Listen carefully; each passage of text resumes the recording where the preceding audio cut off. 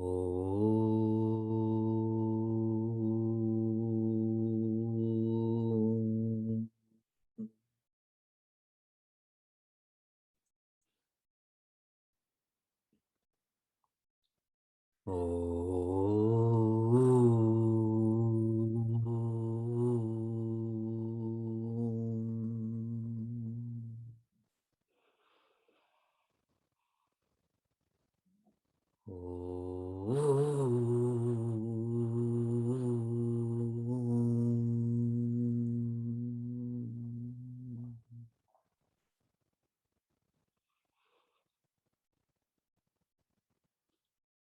Welcome to Meaningful Mornings.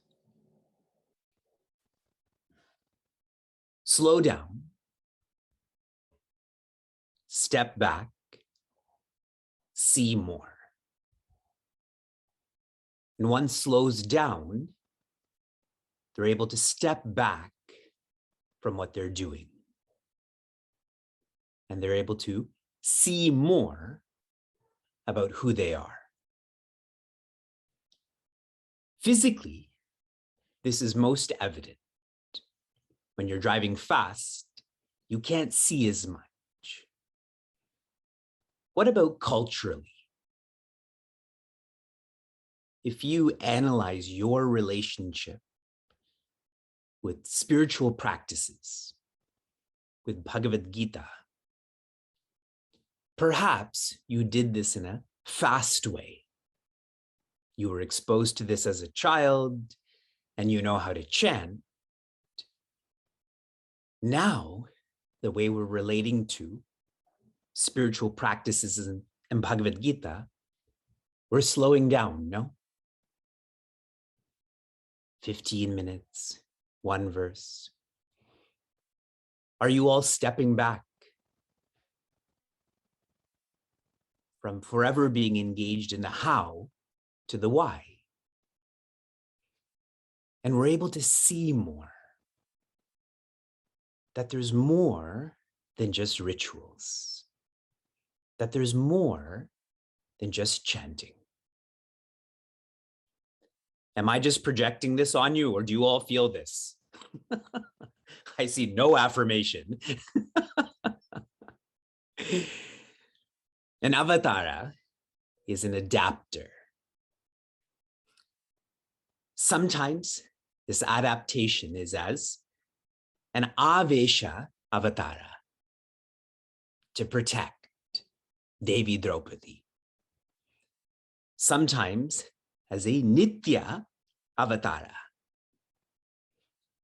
like Rishi Vyasa, to correct those who are overwhelmed by self-development. Sometimes as amsha avatara, like Shri Parashurama, to protect those who study and share the Shastra, the map on self-development. Sometimes as a Purna avatara, like Shri Krishna, to correct his disciples, Jaya, Vijaya. Rewinding, an avatara is an adapter. An adapter for who? For us.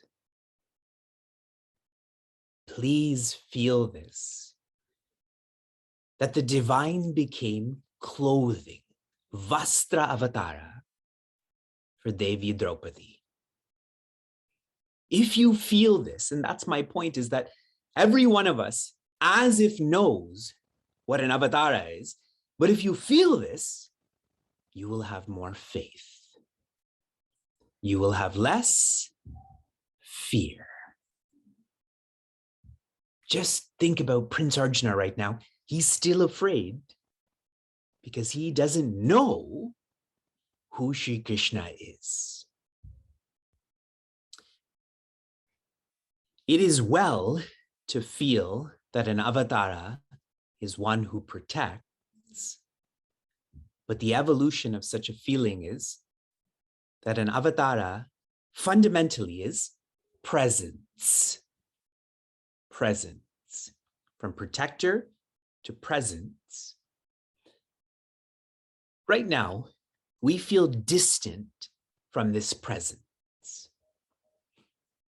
All of you are seekers, which is why you're part of Meaningful Mornings. But the typical person is a searcher. They're searching for independent joy, but have no idea where this independent joy is, who this independent joy is, so they feel distant.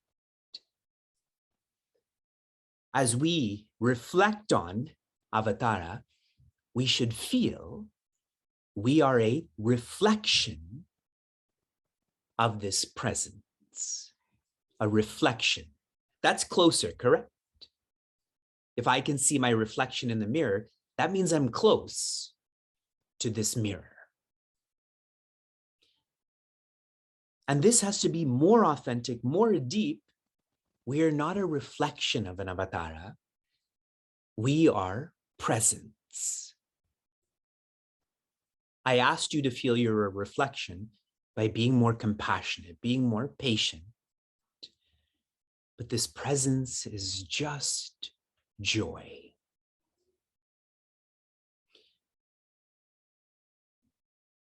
The beginning of the chapter is when Prince Arjuna asks a question.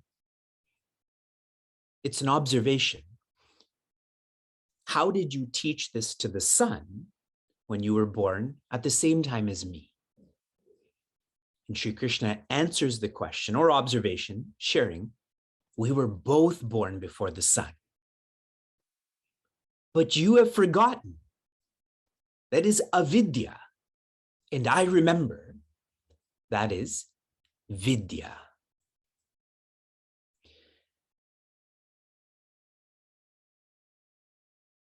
Sri Krishna, up until the teaching of Bhagavad Gita, I shared he's around 85 years old.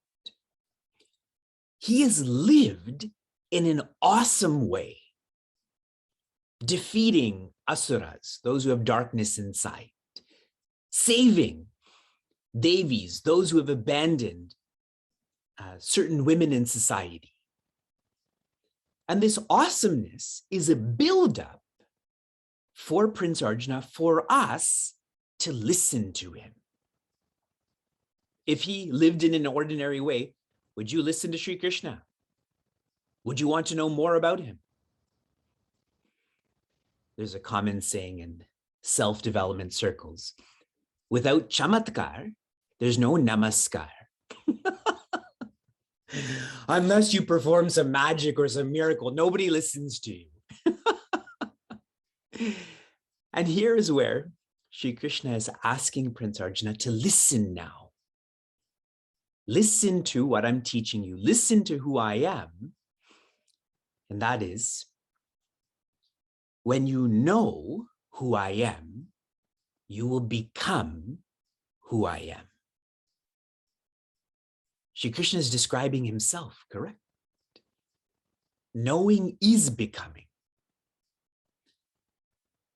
And the way that Pujya Tejo Mayananda shared this knowing or these insights into an avatara is a catalyst for us to feel infinite nature. The infinite's nature must also be my nature. Otherwise, I don't feel infinity. Otherwise, I don't know infinity. Is everyone comfortable with what has been shared about Avatara? If you're uncomfortable, reflect more. Just like if there's food in your teeth, it makes you uncomfortable. What should you do? Pull that out and eat it. Make it part of you. And how lovely Sri Krishna adapts. In verse 9, he shares, Tyaktva deham punarjanma, that when one has their body die, that they will not be born again. Why does he share this? Because our orientation of an avatara is one who is born and one who dies. Knowing has nothing to do with this body. If you're 2 and you know, that's enlightenment. If you're 200 and you know, that's enlightenment. This body doesn't know anything. So please be more authentic and deep in your orientation. An avatar is not born, an avatar doesn't die, simply manifests. Manifest the avatar in you. How is shared in verse 10, or an expression of this is shared in verse 10. Vitaraga bhaya krodhaha manmaya mamupashritaha bahavo jnana tapasa puta madbhavamagataha. Vita, which means to be free of. What? Raga, which is attachment. Bhaya, which is fear. And krodha, which is anger. Quick quiz. You have already seen this quarter. What chapter? What verse? Your default in terms of chapter should always be chapter 2, okay? That's like the table of contents, okay? So you got 50% right on that. It is verse 56. Chapter 2, verse 56, Shri Krishna already shared, one who is content has no attachment, fear, and anger. Now, personalizing this, how does attachment start? Does everyone remember what precedes attachment? Starts with a P in English or a V in Sanskrit. Don't say Vivek, okay? Vivek starts attachment. No, it is a projection or vikshepa. When one doesn't know who they are, what do? They project who they are. On a daily basis, the more you project, the more you will be distracted. Imagine someone sent you an email, but full details weren't in that email. So you keep projecting, do they mean this? Do they mean that? Don't you get distracted by that? But another person who doesn't project, I didn't get the details, I will wait for those full details. See how they're not distracted by that email. They're able to just be patient with it. Manmaya, which means absorbed in me.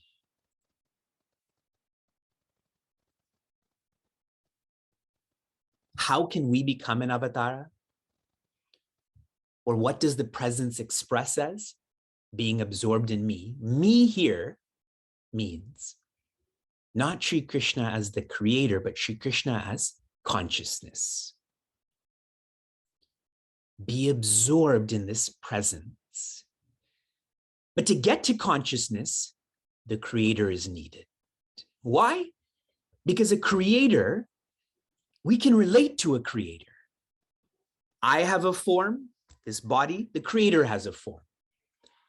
I have virtues, some, very little. The creator has virtues, all, lots. So being absorbed means I should shift my focus from my name and form and virtues to the creator's name and form and virtues. Okay? And this is emphasized more. What is the fulfillment of this? Mam upashritaha, which means to surrender to me. Being absorbed in the divine finally means to become the divine. And the emphasis here is when I stop projecting completion onto articles, beings, and circumstances, instead I focus on the name and form and virtues of Sri Krishna. I start to feel this presence as me. And maybe an easier way to understand this, how to be less distracted and more divine, focus on nama, which deepens to rupa, which deepens to guna. And what is the fulfillment of focusing on guna? Dhamma, which means locus, where I feel I am consciousness. I will quickly go through the second line, and tomorrow we'll revisit this verse. Bahavo jnana tapasa. Many have been purified. Many have felt me. That is Sri Krishna. And Sri Krishna has already stated this. In chapter 2, he talked about the greatest, the Sthita Prajnas. In chapter 3, do you remember he said many people have lived like this, like Raja Janaka. Now he's sharing again in chapter 4, many have experienced this because Prince Arjuna is still distracted by, I don't have faith in what you're sharing, Sri Krishna. Give me evidence, give me proof.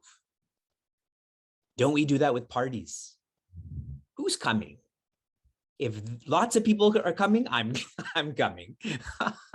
But if not a lot of people are coming, then I'm not coming either. It shows a lack of faith in that host or that party, correct? Bahavo jnana tapasa puta madbhavam agataha. Those who are pure have come to me. They have become me. And I'll share one final reflection on this word, puta. In Srimad Bhagavatam, one of the first asuras who tries to destroy Sri Krishna, her name is Putana. Yes? And Sri Krishna removes the word na. Putana means the one who's not pure or impure. And what does he do to her? He makes her pure. Putana is an icon for ignorance. What is the opposite of ignorance? Knowledge, which is what we're trying to absorb ourselves in. From inspiration to application, your application yesterday was to reflect on dharmo rakshati rakshitaha. The fuller version of this statement is dharma eva hato hanti. Dharma eva hato hanti. The one who, the word hanti means kill.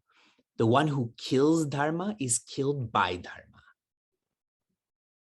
In other words, those who are irresponsible are destroyed by the fear that comes with that.